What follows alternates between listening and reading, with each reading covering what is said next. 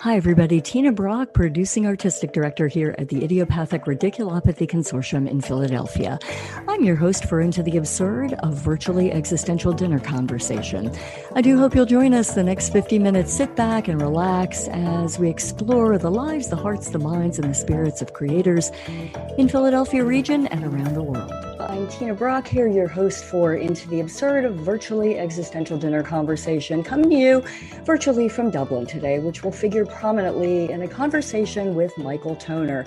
Today we're going to talk about the Beckett actor, and there is just no one that I know who can bring to life more the stories and what it means to bring Samuel Beckett's words to life on stage. So thank you for joining us. If you're here on Zoom, put your questions in the chat for Michael, and if you're coming in on Facebook Live, and to all of our folks and friends who follow Into the Absurd around the world, thank you so much for being here. We are so excited to hear news that we might be able to be back on the stage with you very soon, and we have more news about that to come, but we'll save that for another time. We want to get to our conversation today with Michael Toner, so let's just bring him to the table. Michael Toner, welcome to Into the Absurd. And hello there. Hello there. You know, we have these conversations quite frequently surrounding this book that you gave to me, which I will cherish forever. It's only about, was that a couple years ago you gave to me? It's already so dog-eared, but it speaks to, I think, the love that we both have. And I love your stories and hearing about what it was like to work on your revival of Jack McGowran's show.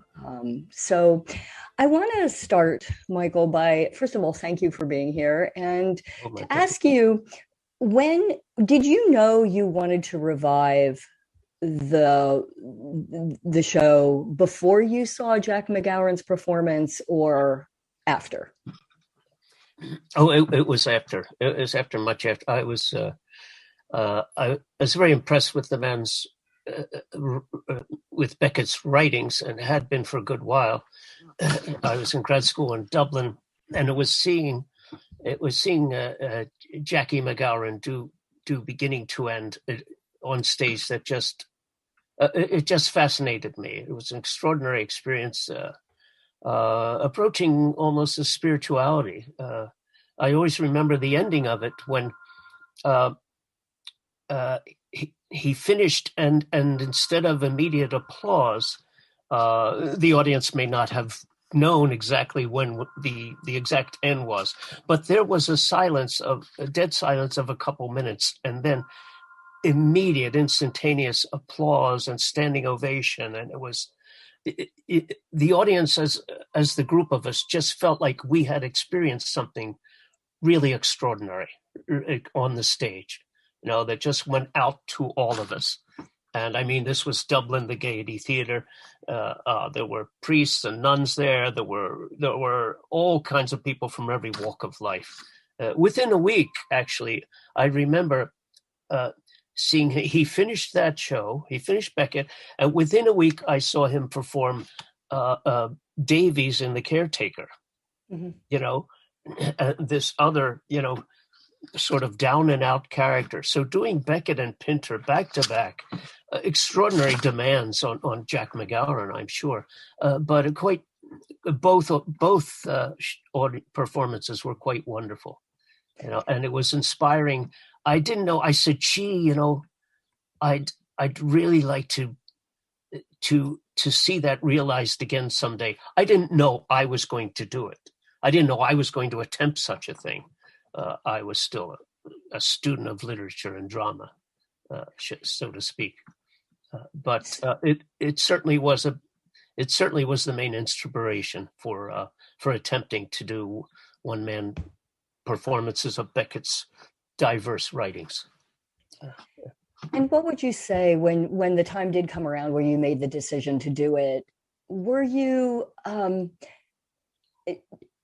was it easy for you to, well, let me back up and ask the question differently. And that is, because you had seen him do it and you were so impacted by that performance, was it in any way in your mind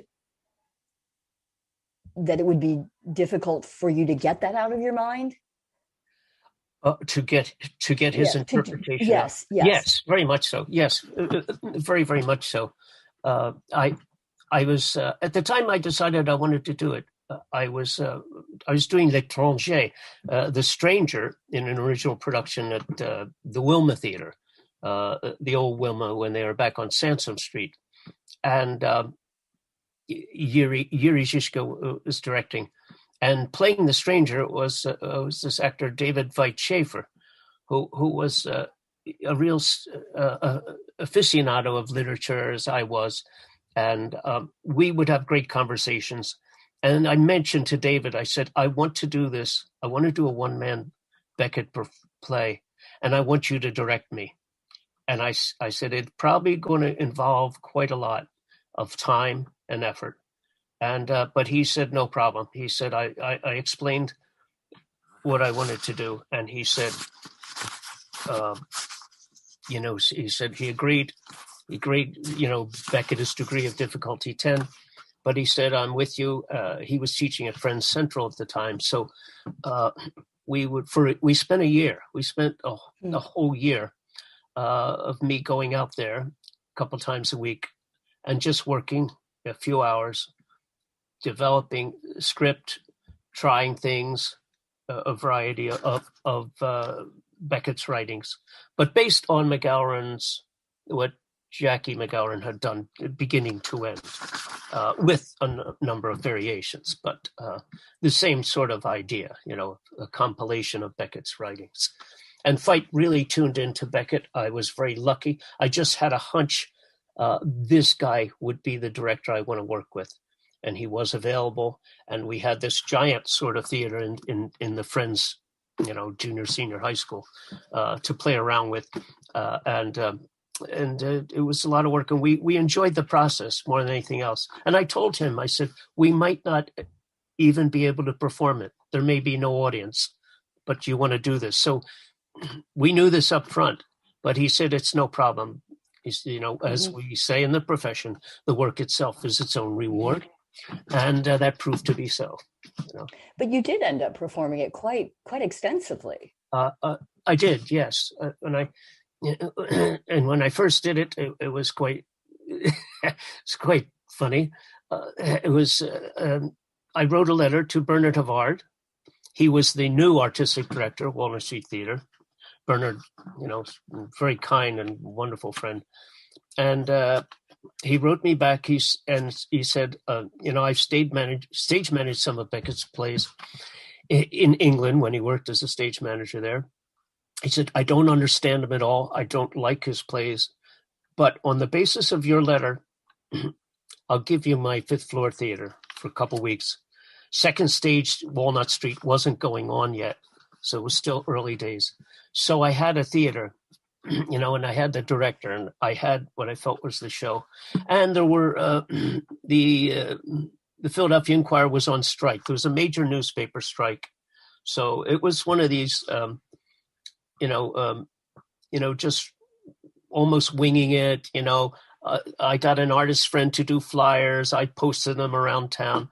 I didn't have much money to advertise. I advertised in the Jewish Exponent, the City Paper, and the Philly Paper, these small center city papers at the time.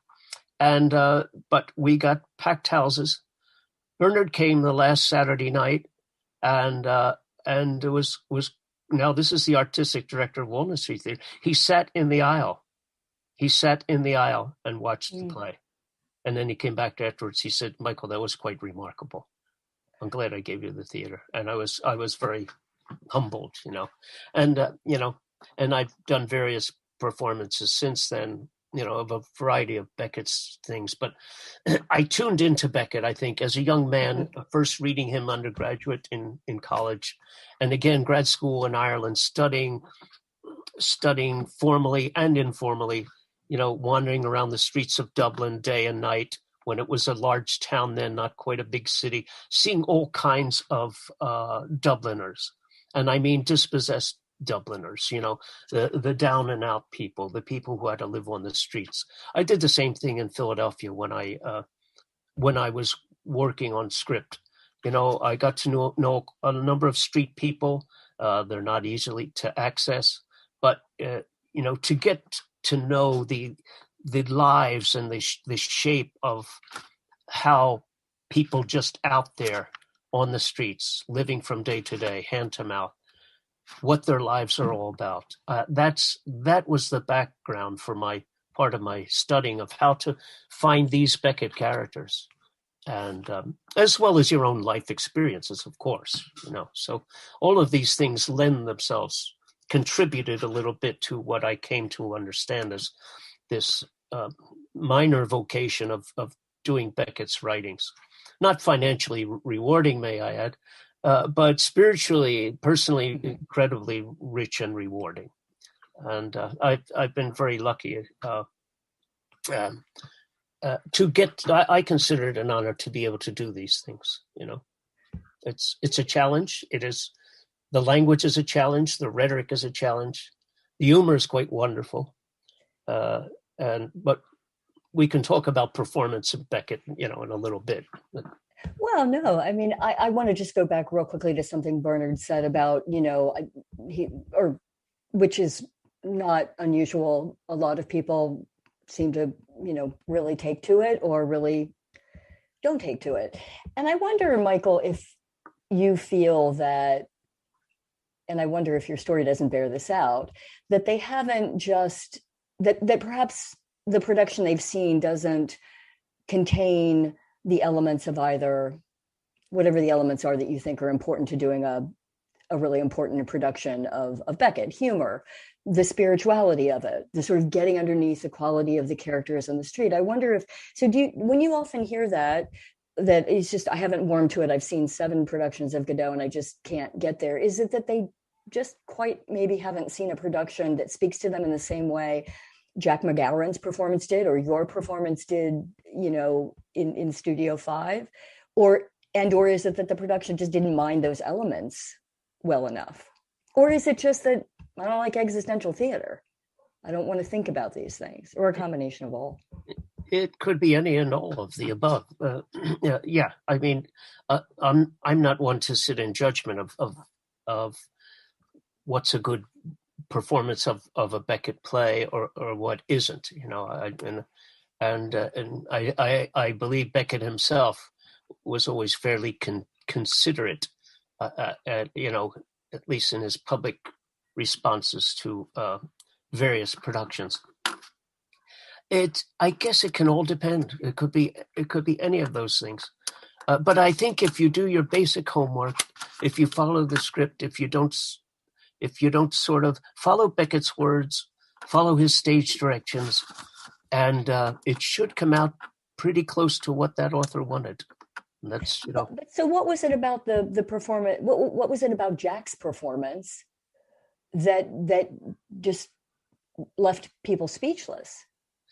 Well, as the book The Beckett Actor points out several times, and I found in seeing him perform, both in The Caretaker and in Beginning to End, he was a very small man, very thin, very frail looking. He had just his presence on stage. He had a charisma.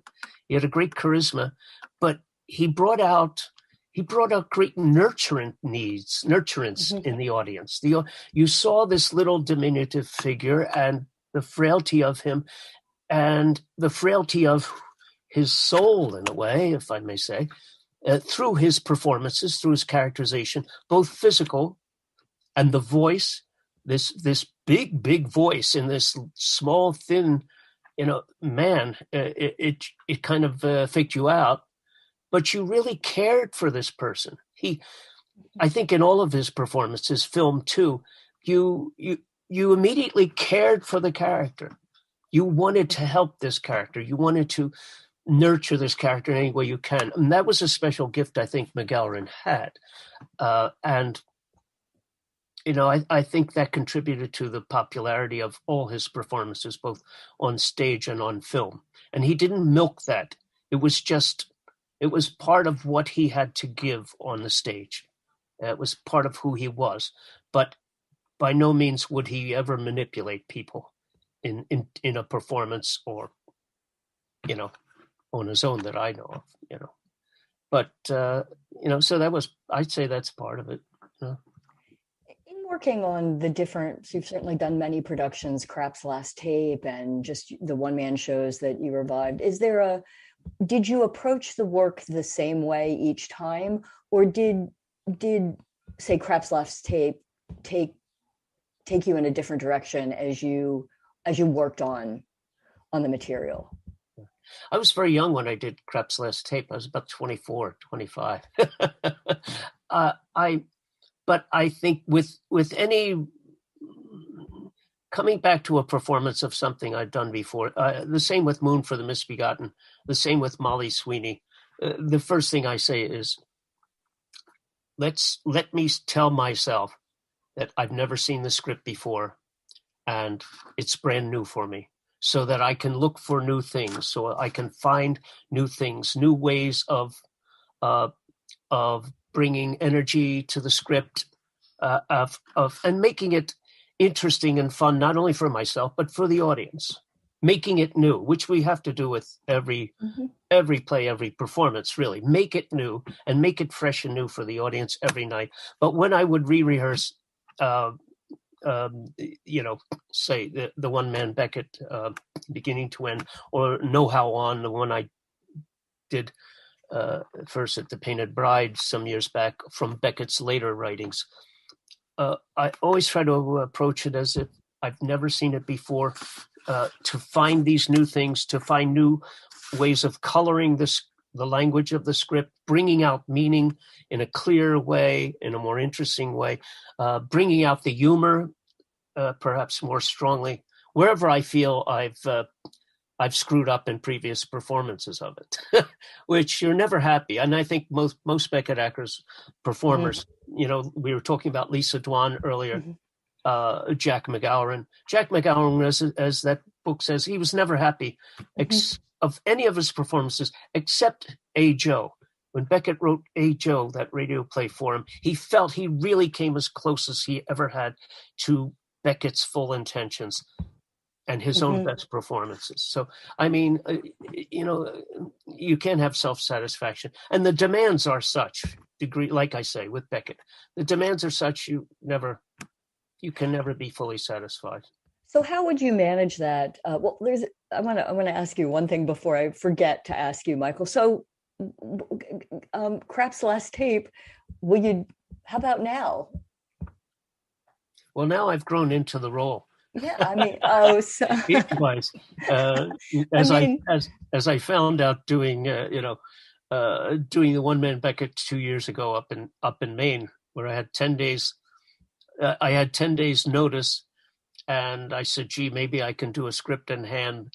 Then I said, "Maybe I can do a somewhat of a staged reading," and but that script was still in the back of my mind, and those words of this playwright Beckett, 20 years was, last time I did it, they came back and images, and I just said, I think I've got this locked. I think I can do it full out. And I was lucky enough to do it. But I credit more Beckett's, memorable, unforgettable language and humor and the whole package that helped me bring it back, so quickly and make the deadline. But and growing into the role, as being an old actor now, we talked about this earlier, you and I, Tina, having lost a leg almost 6 years ago, and hit and run accident. I really am physically now one of Beckett's characters. His characters lose their limbs, they lose their vision, they lose their hearing. Lucky in Act 2 of Godot loses his speech. So I am literally and proverbially, a Beckett character, and I'm sure my friends, all of them listening out there, can vouch for that. Do you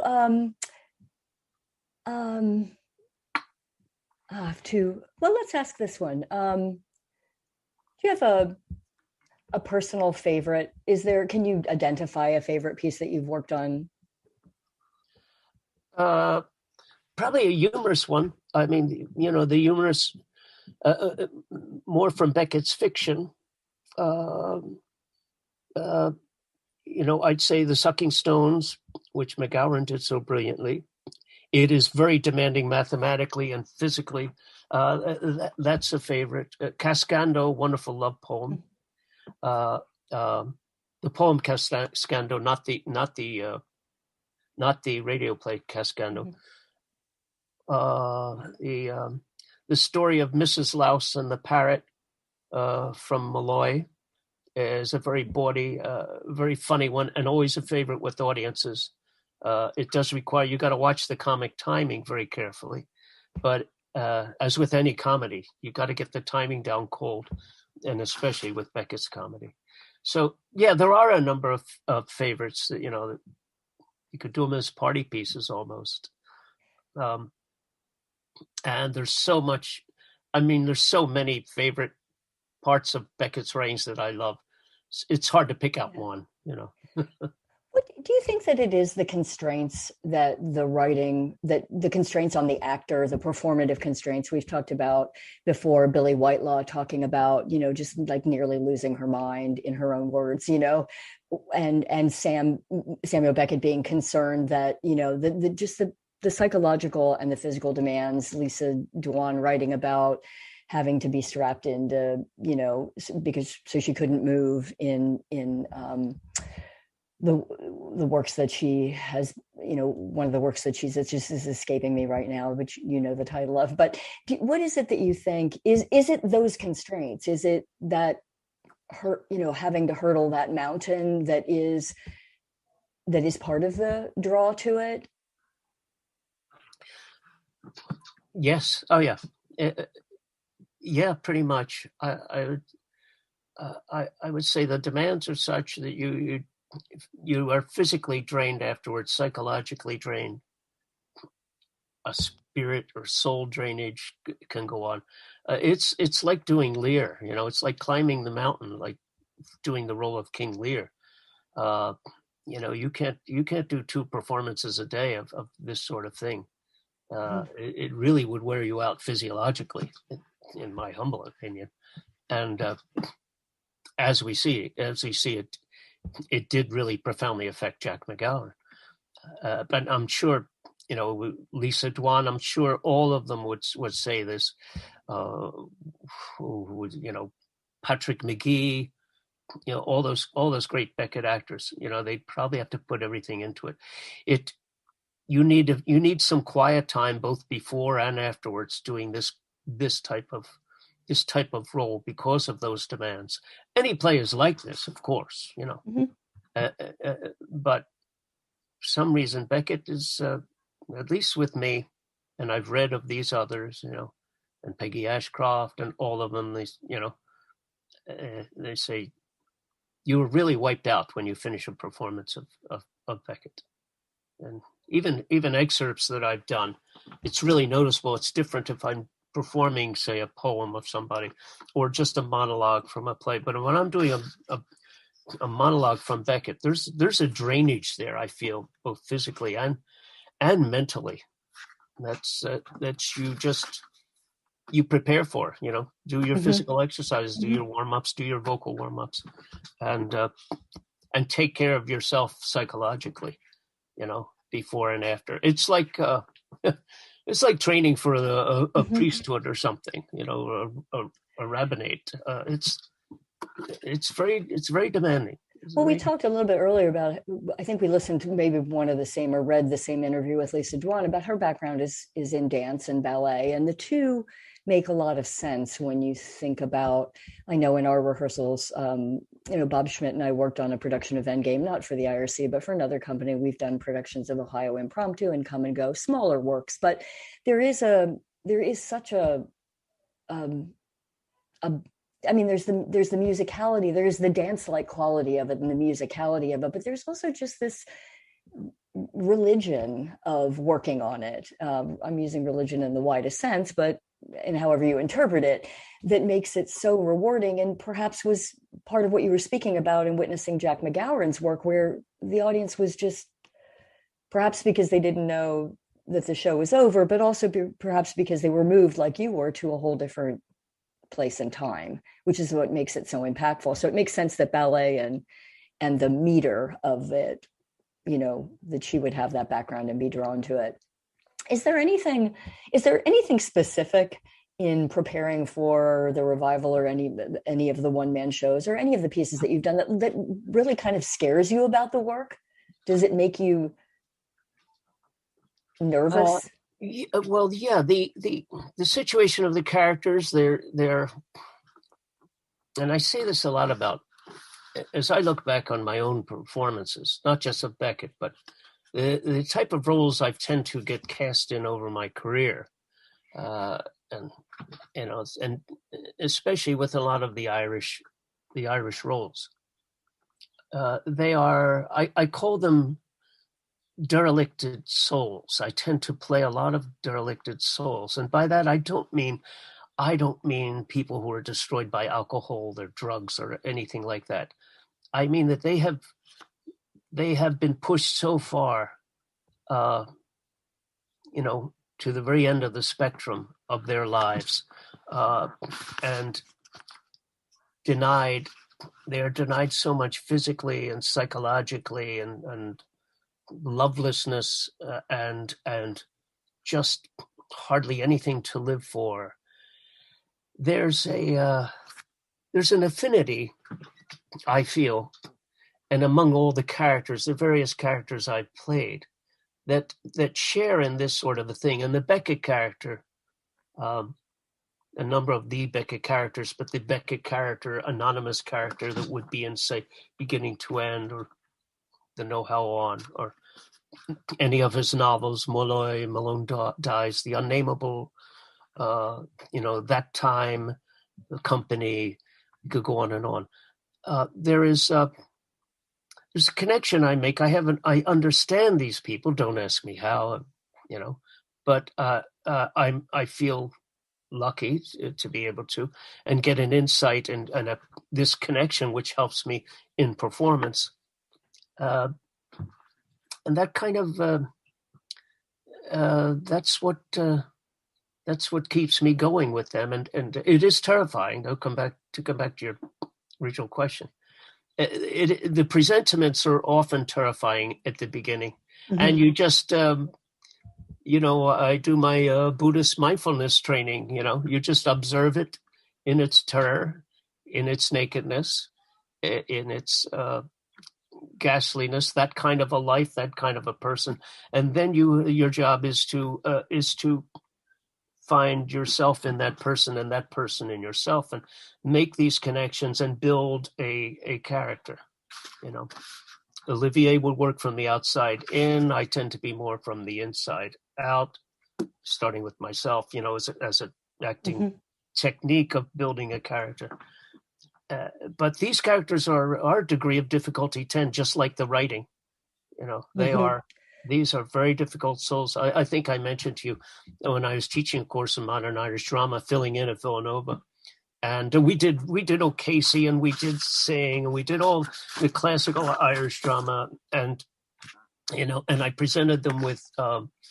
We went over to the Fulvey Library and saw.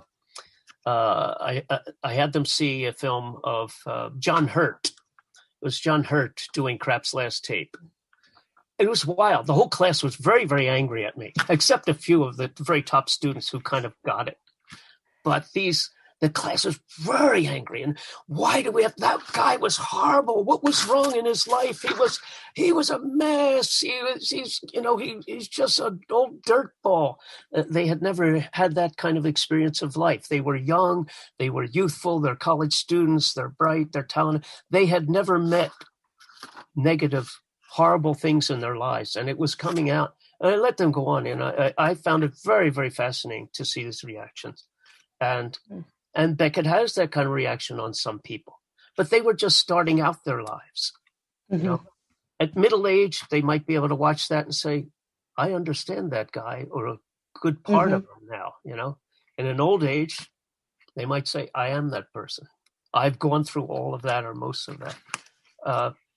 So Beckett appeals to different people at different points in their life. But yeah, someone wrote on a Facebook post, someone was posting about the production that's streaming now of Godot. And there was, long discussion on the Facebook feed, and someone finally just chimed in, and, people saying, I've seen this thing 6 times. I can't, not that production, and someone just finally chimed in and said, just give it some time, was the response. Yes. You need more time. Yes, exactly. So I wonder, in teaching it, you did teach a course, correct? Am I right? Yes, I filled in for somebody who was on sabbatical. And did you find what is the biggest challenge in teaching it then? Is it what you just talked about? Yes. I felt the students did not have access to this sort of a character, this sort of life experience. And,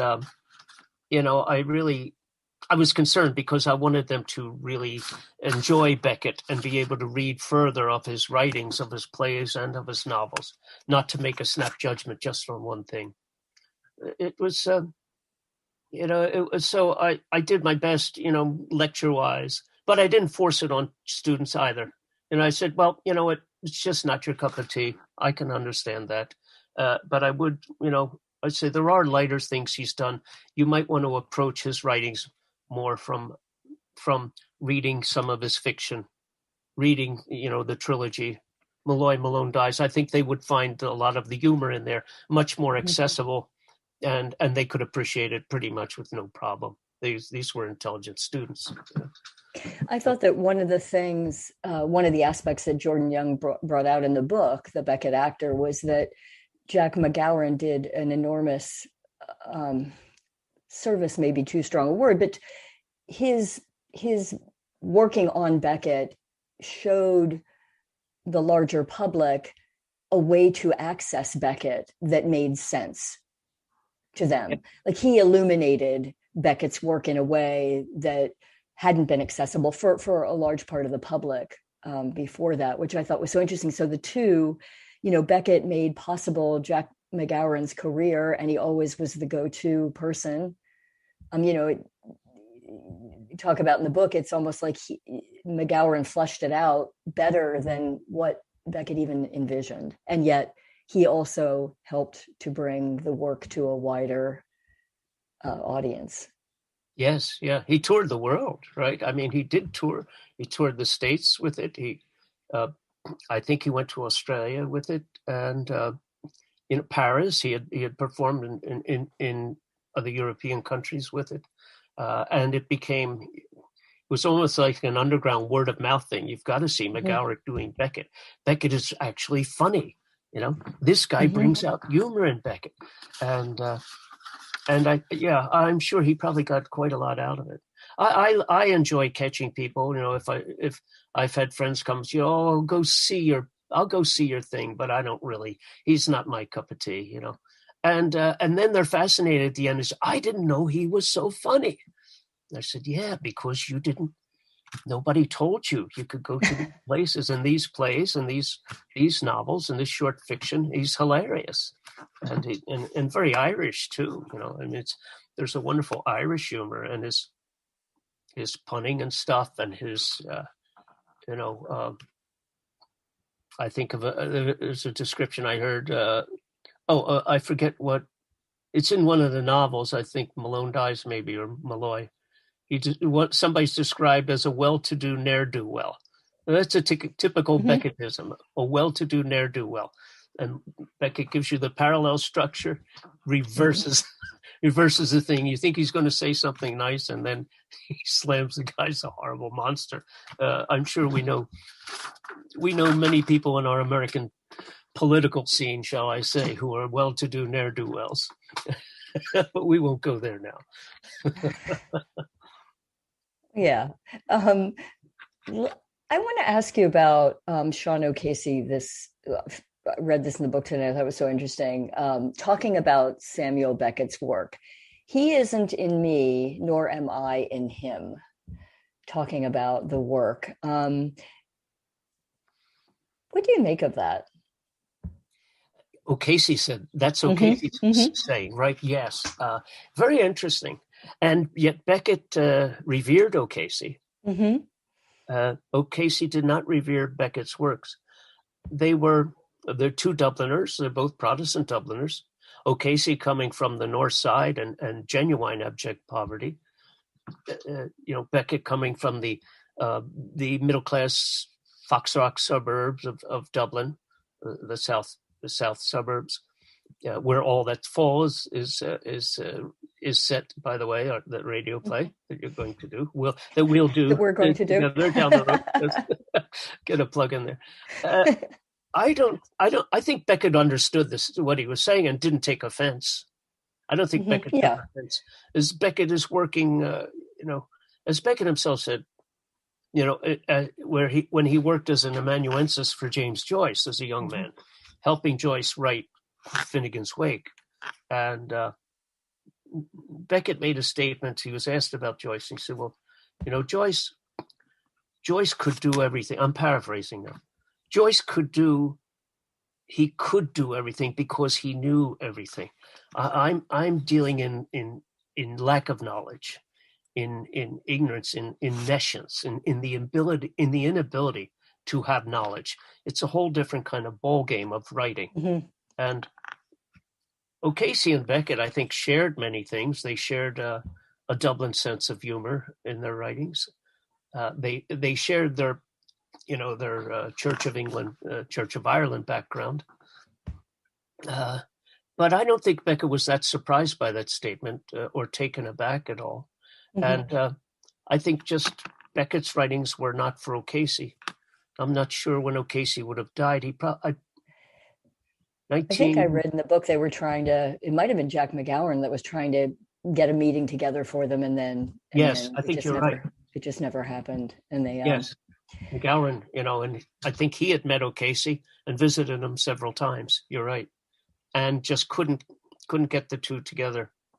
And yet I would conjecture that had they gotten together and not talked about each other's writings, they would have had a ball. They would have got along fine, Yeah, I tell the story, Michael. This is the conversation we were having the other day, right? The story about Beckett leaving money. Yes. This is a wonderful story. You think? I mean, do we have? I'll tell two stories. I'll tell the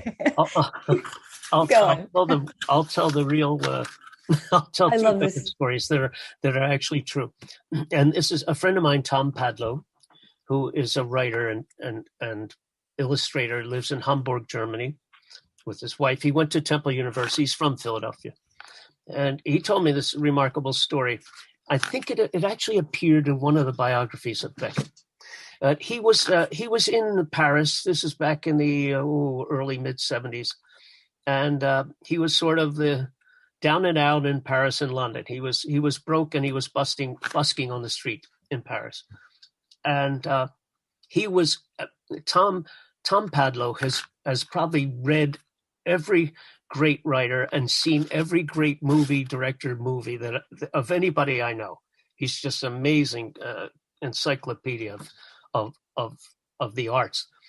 And Tom was busking, and he was near a construction site, and walking down the street, he sees Samuel Beckett coming, and he's like amazed, and so he went up, he introduced himself. He said, "Mr. Beckett, I just love your writings. I've read everything I can get my hands on. It's an honor to meet you." Da da da da. Well, anyway, Beckett invited him. They went and had coffee together, and Tom is over the moon. He's telling himself, "I'm having coffee with Samuel Beckett, my hero, the greatest writer of the 20th century. Nobody's going to believe this," but he did. He had coffee with him, and. Beckett said, "What are you doing in Paris?" And he happened to mention, well, he's sort of broke. He's trying to get back to London so he can fly back to the States. He's got a plane ticket. He's been touring Europe as a student. And Beckett didn't say anything. So they finished their conversation, and they didn't talk too much about literature, a little bit about Ernest Hemingway, not in a negative way, but Beckett had read some of his writings, and they had a lovely time, and he said he came away, he was just ecstatic. I've been with Samuel Beckett, having coffee. This is unbelievable. And he went back to his pension where he was staying. And, and the next morning, the concierge said to him, "Oh, your friend left you an envelope here." And Tom thought to himself, wait a minute. I don't know anybody in Paris. And he said, what do you mean, my friend? Who was it? And she described this older man, a very thin, very distinguished face and stuff. And he realized, he said, well, what time did he come by? He said, oh, about 6:30 in the morning. And Tom realized it was Samuel Beckett. And in the envelope was just enough money for him to catch a train and the ferry and get to London to be able to go back to the States. And that's a typical Beckett story of the generosity of this man and the humility. And they say when Beckett got the Nobel Prize in 1969, he gave half or most of it away, the money he got for the Nobel. He gave away to various friends, especially writer friends who were down and out, who really needed a cash subsidy pretty quick. Aidan Higgins, he had helped a number of people, and he helped get them published too. Beckett was very, very generous like that, and extraordinarily so.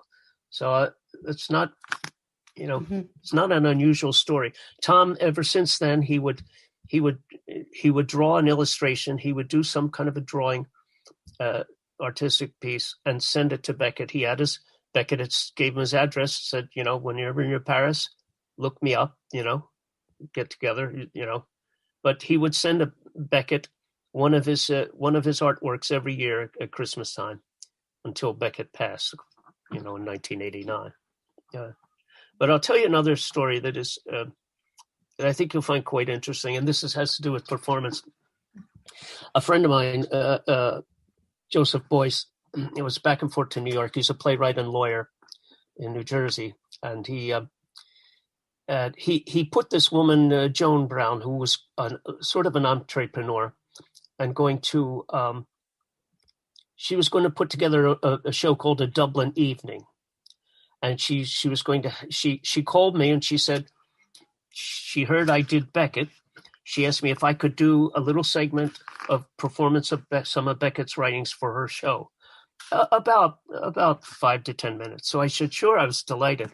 It was at the ATA Theatre, American Theatre of Actors over on, she rented a space in there over on 8th Avenue, I think probably around 38th, 40th Street.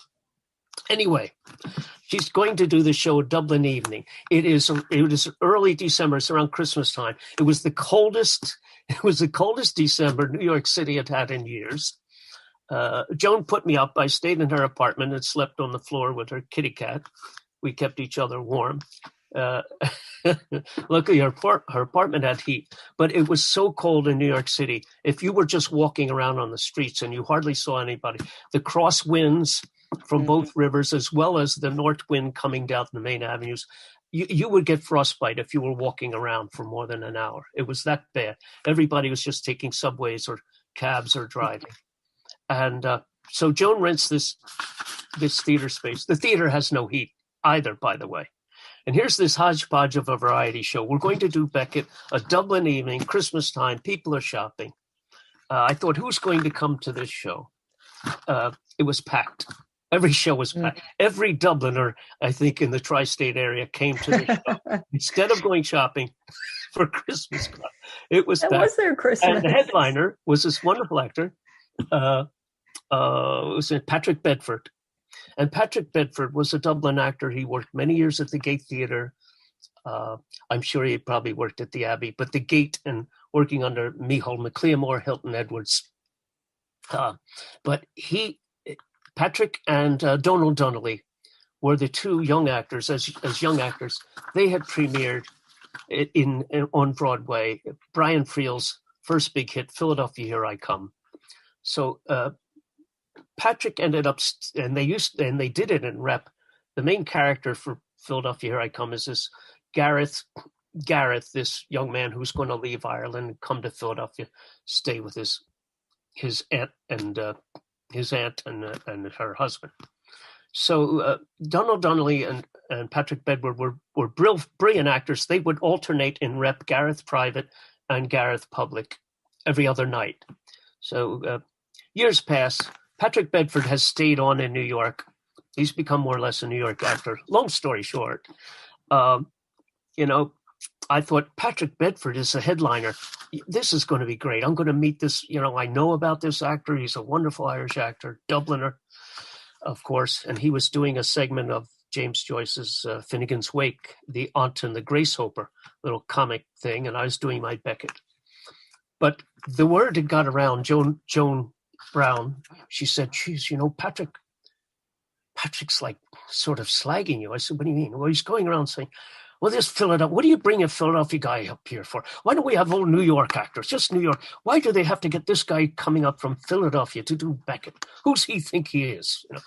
And no. So I felt very intimidated in the production with Patrick. And, I tried to make friends with him, but it was kind of difficult. He'd just sort of look at me and go, mumble something. And so there wasn't much communication between the two of us. And I'd say Joan would have a cocktail party in between matinees and evening shows. All the audience would come, and it was just one big Irish piss-up, so to speak. So, and Patrick and everybody be getting sort of tuned up, and I would stay away, and, most of the, some of the other actors, but myself, I would be concentrating on my Beckett, freezing to death.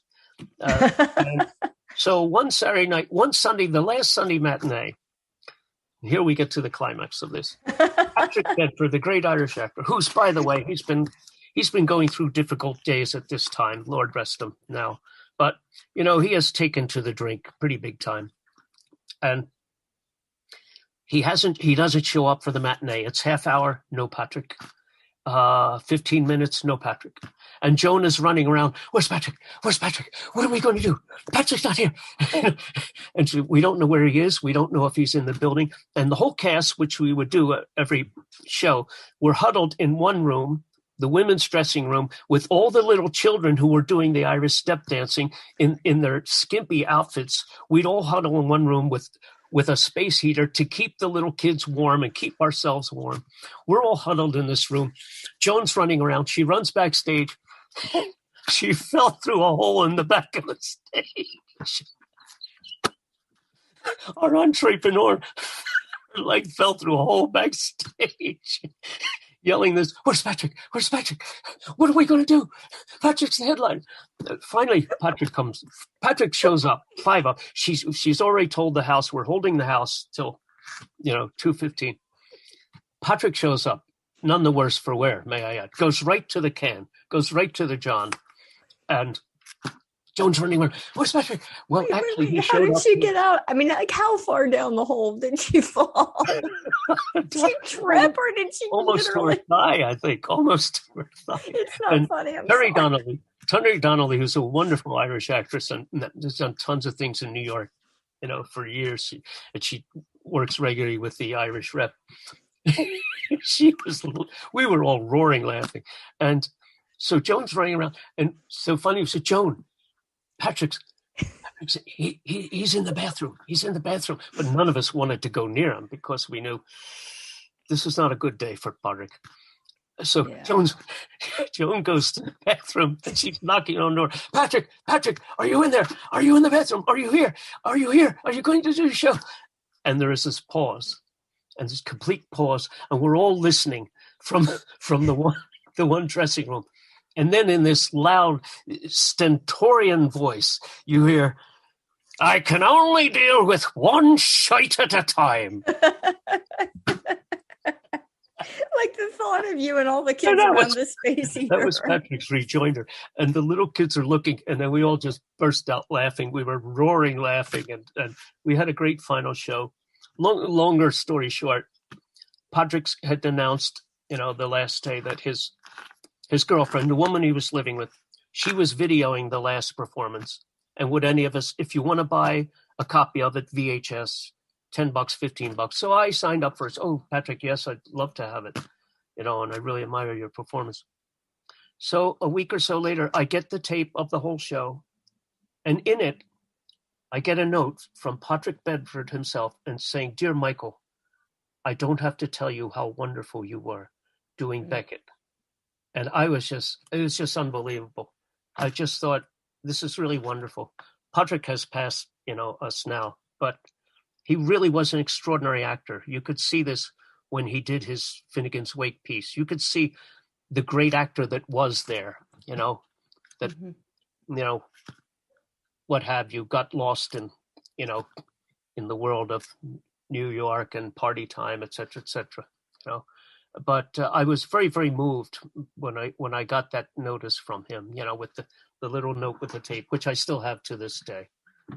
Amazing man. But anyway, those are the travails and vicissitudes of performing Beckett. Well, the noises off part of it is of Joan running. There's at least one good noises off story in every show, and those are the fun. And thus I wanna make sure we get in here, Michael, your work that you've done up at the Belfast Maskers Theatre up in Belfast, Maine, and your work there, and how give us the. Yeah, it's interesting. When I first went there in 1984, I think it was, it's sort of, I call it the poor man's Ireland, Maine itself. It's just beautiful, especially in the summertime. But I kind of fell in love with friends of mine retired from Philadelphia, Baz and Nancy Burwell. And they started, and I helped them to do this, they started a theater in Belfast, Maine, community theater, and got the whole community involved. A wonderful group of people up there, and I've made many, many friends over the years going back. But Baz and his wife both passed on somewhere in the late 90s, and the theater is still going, and Peg Nickerson is the artistic director now, and she was the one who 2 years ago in the summer asked me to do one person Beckett, which ironically is the first performance I ever did there was in the Abbott Library in Belfast. Again, doing a one-person Beckett play as sort of a fundraiser for the Belfast Maskers. So this summer, Meg has asked me to do teach some teen theater classes, which should be interesting. I think 3 teen classes I'm to teach. And then I suggested I teach a master class for adult actors. So we hope to have that in and get some takers there. It is, I think they have a converted church that has been empty for a few years, and they were able to convert that into the theater. I guess it holds about 100, 150 people.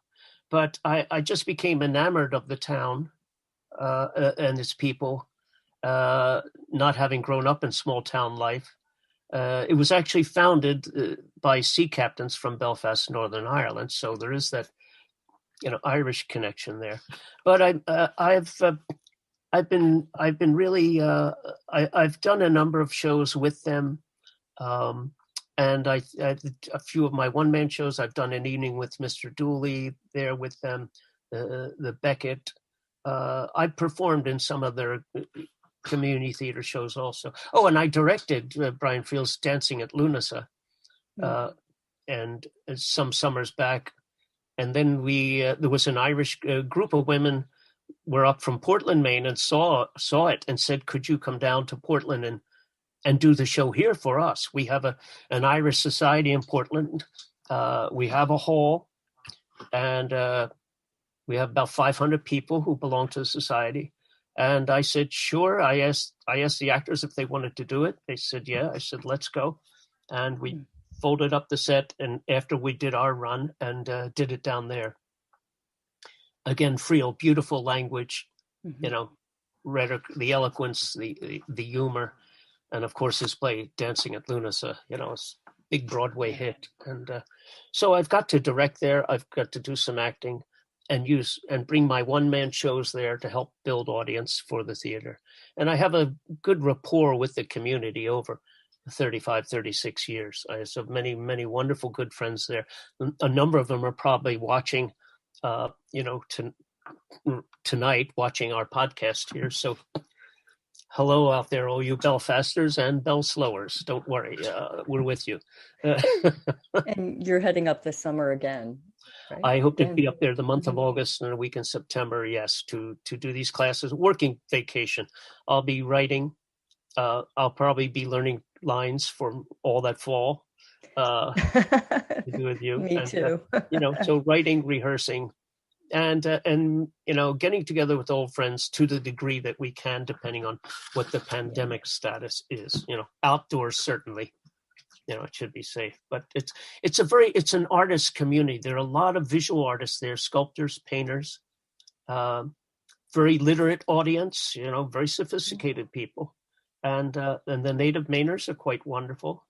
I've learned a lot from them too. The Down East accent for one, which is tricky. But it's a very rich, creative atmosphere for me. It's sort of my second home, if you will. And it sounds like I always think of Maine and doing theater in a church or in any space in Maine sounds like a beautiful way to bring Beckett to nature and keep it alive. And there's real aficionados up there. There's a lot of New York City people who have migrated there too. It's quite impressive. Many, many wonderful friends up there. Well, Michael, we should I guess head on to dinner here. It's been a wonderful conversation. I could listen to your stories all night, and I just want to say to everyone who contributed questions in the chat, I didn't get to as many as I wanted to. I didn't get to just a couple, but I was so busy listening to what you were saying, Michael. So thank you for taking time to be with us, and I can't wait to keep talking and getting the production of All But Fall going. It's really been delightful. So much fun. Quickly with this. It really does. Well, be well, and until the next time. Thank you. Take care. Bye-bye.